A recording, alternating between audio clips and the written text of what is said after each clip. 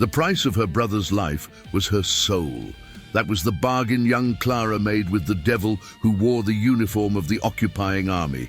Captain Reinhardt didn't force her, he bought her.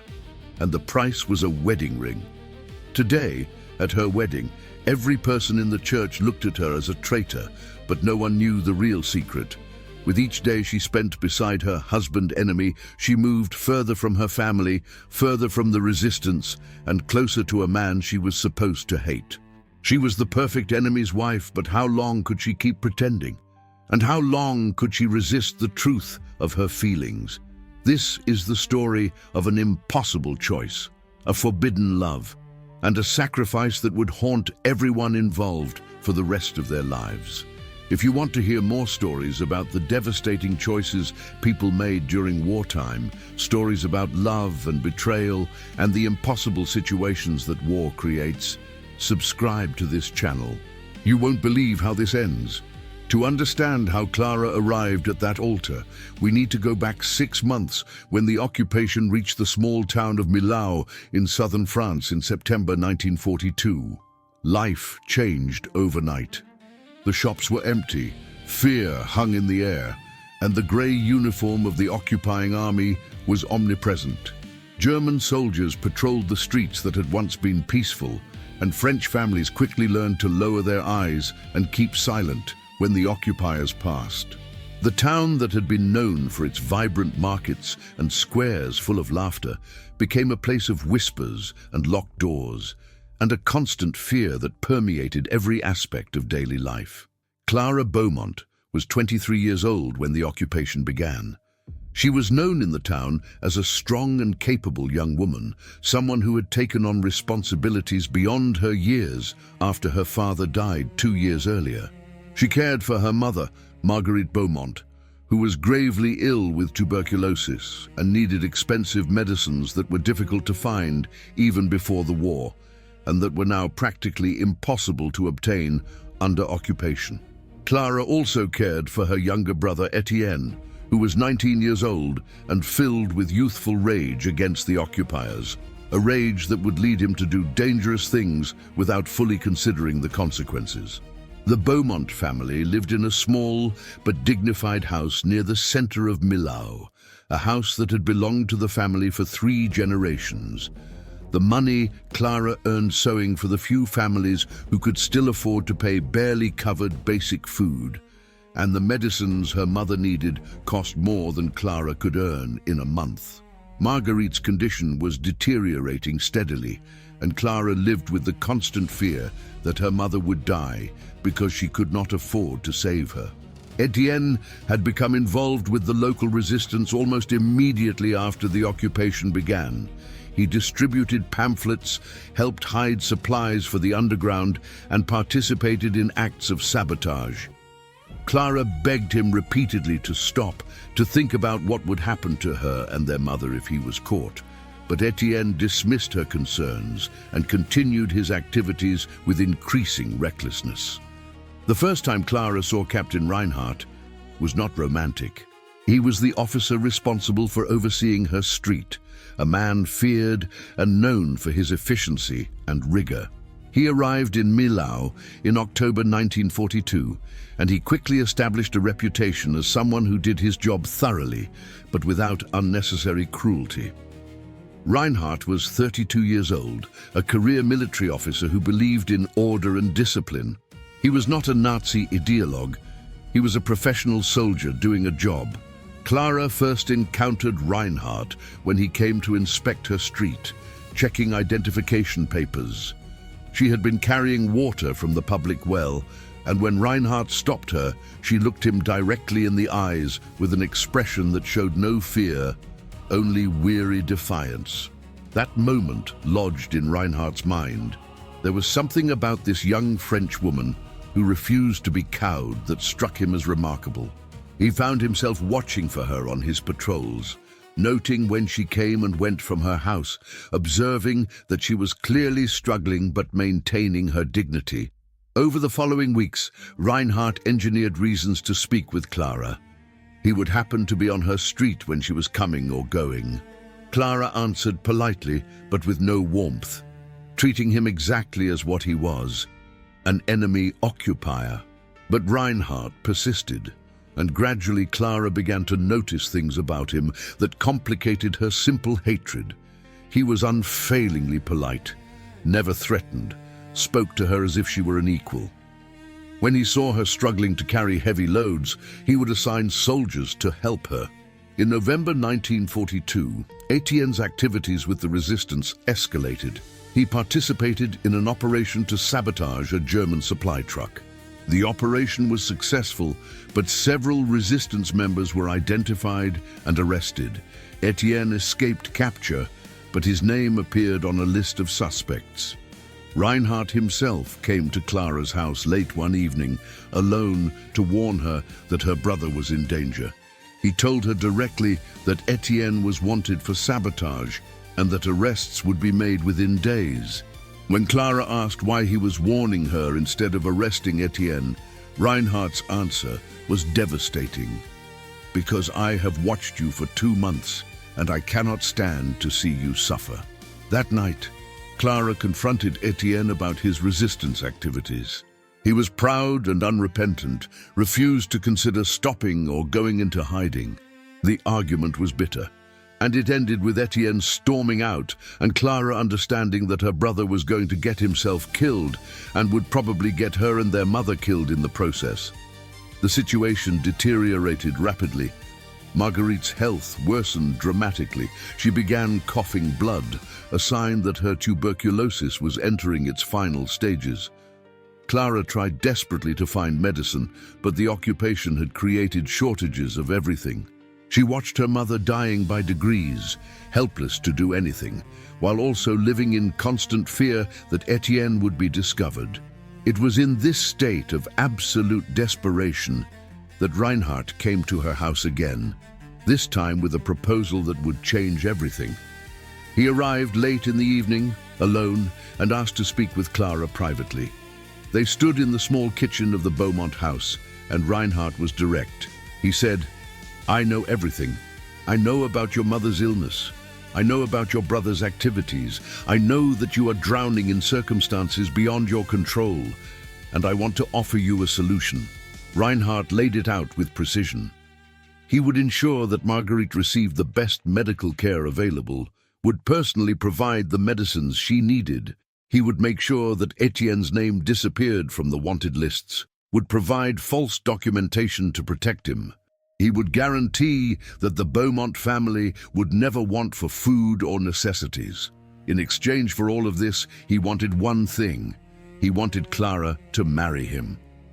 The proposal was delivered without romance or sentiment. Reinhardt was offering a transaction.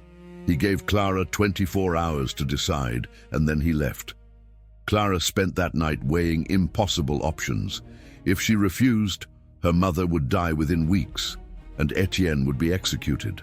If she accepted, she would become the wife of an enemy officer, would be seen by everyone as a collaborator and traitor. But in the end, there was really no choice at all. Clara could not let her mother die when she had the power to save her.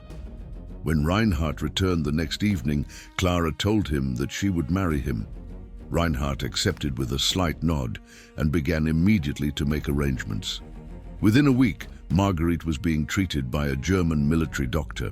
Etienne's name was removed from the wanted lists. Food and necessities began arriving at the Beaumont house. The wedding was arranged for 2 weeks later, a small, grim affair held in the local church. Reinhardt invited several fellow officers as witnesses. Clara had no one on her side except her mother, who was too ill to understand, and Etienne, who refused to attend. The priest rushed through the vows as quickly as possible. The few French civilians who saw Clara entering the church looked at her with expressions ranging from pity to contempt. Clara understood in that moment that she had become an outcast in her own community. After the wedding, Clara moved into Reinhardt's quarters, a requisitioned house that had belonged to a French family who had fled. Reinhardt gave Clara her own room, made it clear that he would not force himself on her physically, that their marriage was a practical arrangement. This unexpected restraint confused Clara. Life in Reinhardt's house was strange and isolating. Clara had no duties except to exist there, to play the role of the captain's wife when required. Reinhardt left for his military duties each morning and returned each evening, and they would eat dinner together in near silence. Clara was determined not to give Reinhardt anything more than what their agreement required. But isolation and proximity have their own effects. Gradually, despite her best efforts, Clara began to see Reinhardt as something more than just the enemy officer who had bought her. She noticed that he worked long hours, that he carried responsibilities he never discussed, that he seemed lonely. She noticed that he was courteous to everyone, that he did not participate in the casual cruelty that other German officers enjoyed. She noticed that he read poetry and philosophy in the evenings, and that he sometimes looked sad. These observations did not make Clara like Reinhardt, but they made him human in her mind, and that was dangerous. Clara tried to suppress these observations, but she found it increasingly difficult as weeks turned into months. Meanwhile, Clara's relationship with her family and community deteriorated. She visited her mother regularly, but Marguerite had become confused. Etienne refused to see Clara at all, sent messages that he wanted nothing to do with her. Neighbors who had known Clara her entire life now avoided her, crossed the street when they saw her coming.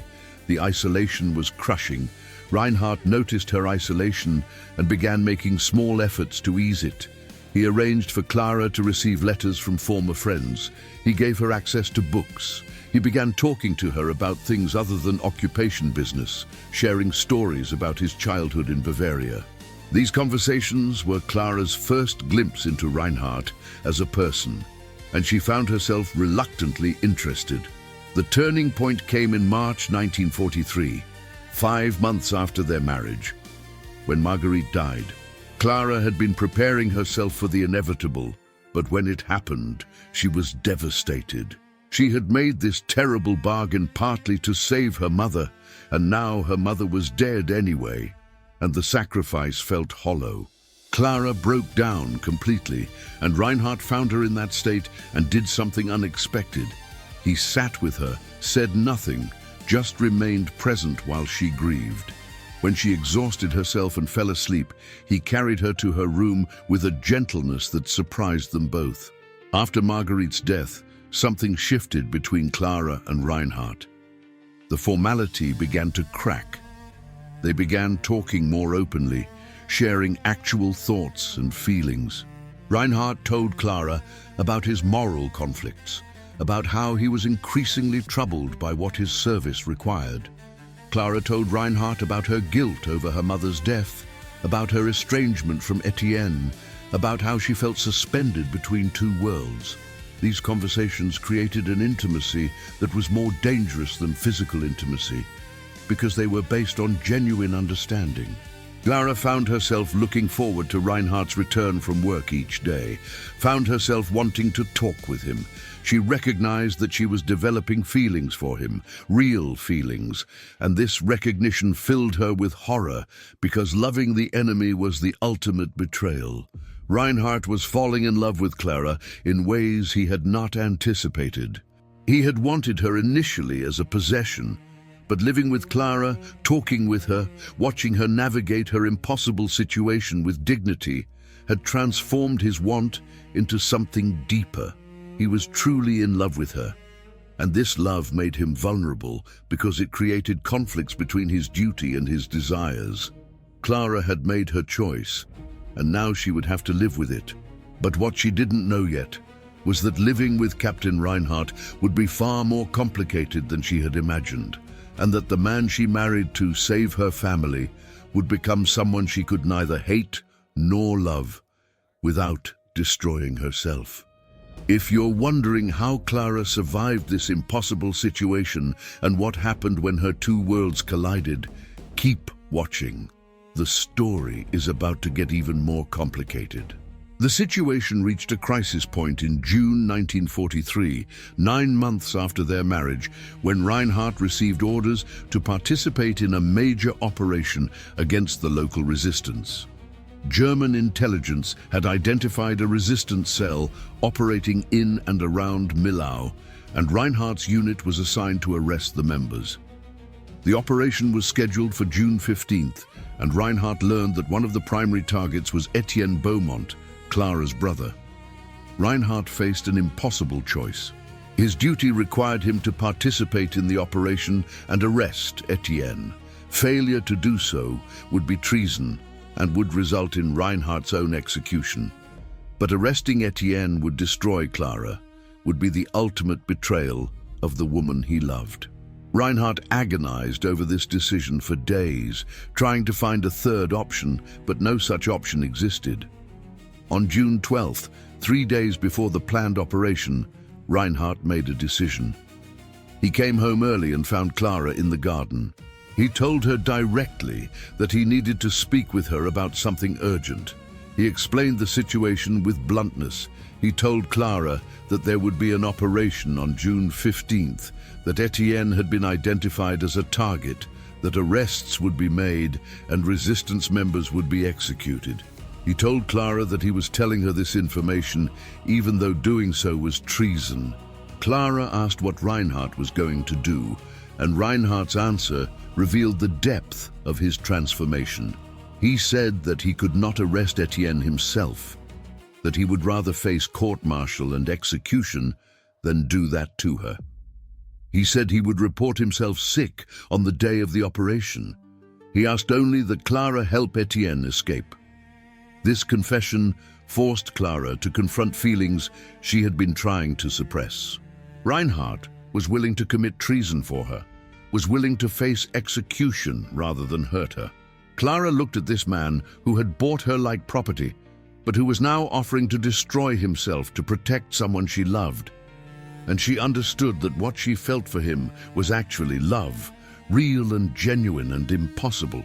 Clara told Reinhardt that she would warn Etienne, but she also told him something else. She told him that she loved him, that she had been fighting it for months, but could not fight it anymore. Reinhardt kissed her for the first time since their wedding, and that night they became husband and wife in reality, and the connection between them was profound and built on full understanding of how impossible their love actually was. The next day, Clara went to find Etienne. When she told him about the planned operation, Etienne's reaction was not gratitude but rage. He accused Clara of being completely compromised, of having chosen the enemy over her own people. He said he would not run, that the resistance needed to know about the operation so they could prepare a counter-ambush. Clara begged Etienne to reconsider, told him that Reinhardt's information was being given to save his life. But Etienne saw it differently. Reinhardt could be used, that his feelings for Clara made him a tool the resistance could exploit. Etienne took the information Clara had given him and immediately shared it with the resistance leadership. Clara returned to Reinhardt and told him what Etienne had done. Reinhardt understood immediately that he had created a catastrophe. By trying to save Etienne, he had instead given the resistance information they would use to kill German soldiers, and when the operation went wrong, the investigation would trace back to him. Clara and Reinhardt sat together that night, knowing that everything was about to fall apart. On June 15th, the German operation proceeded, but the resistance was ready.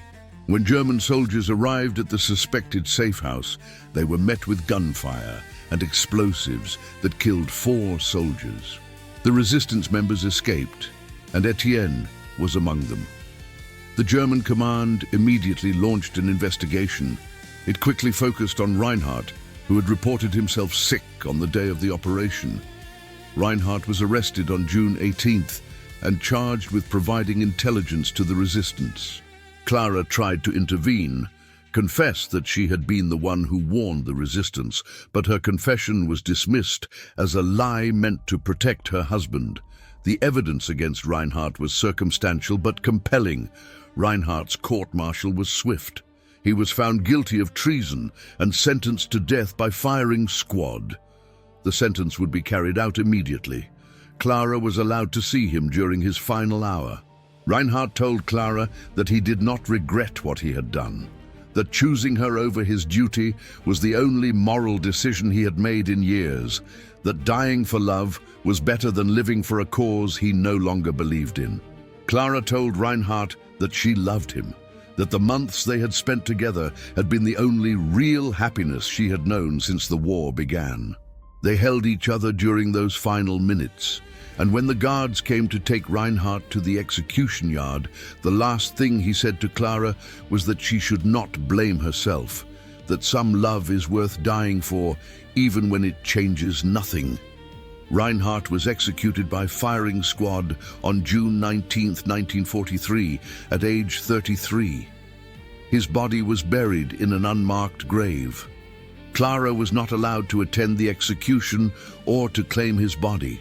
The house she had shared with Reinhardt was immediately requisitioned, and Clara was given 24 hours to remove her belongings. She had been Reinhardt's wife for 9 months, and now she was a widow at age 24. Clara returned to the Beaumont house. Etienne did not return, remained with the resistance, and Clara had no contact with him for the remainder of the war. The neighbors who had shunned Clara during her marriage now shunned her even more intensely, and Clara lived in near total isolation for the next 2 years. The war in France ended in August 1944, when Allied forces liberated the region. Etienne returned to Millau as a local hero, celebrated for his work with the resistance. He never acknowledged his sister or spoke to her again.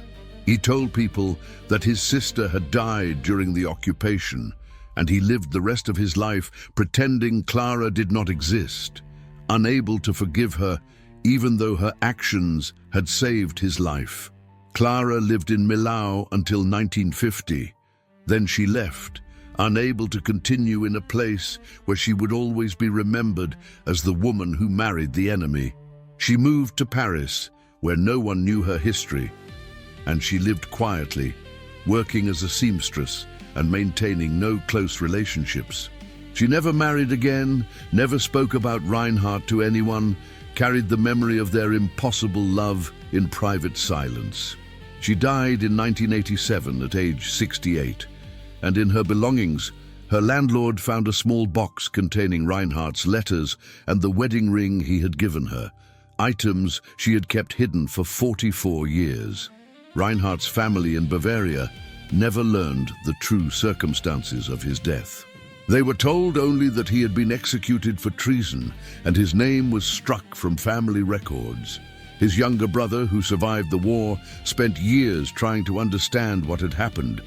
In the 1970s, he traveled to Millau searching for answers. He learned about Clara, learned about the impossible situation that had led to Reinhardt's execution, and he was the one who finally gave Reinhardt a proper burial, arranging for his remains to be moved from the unmarked grave to a cemetery where his name could be acknowledged.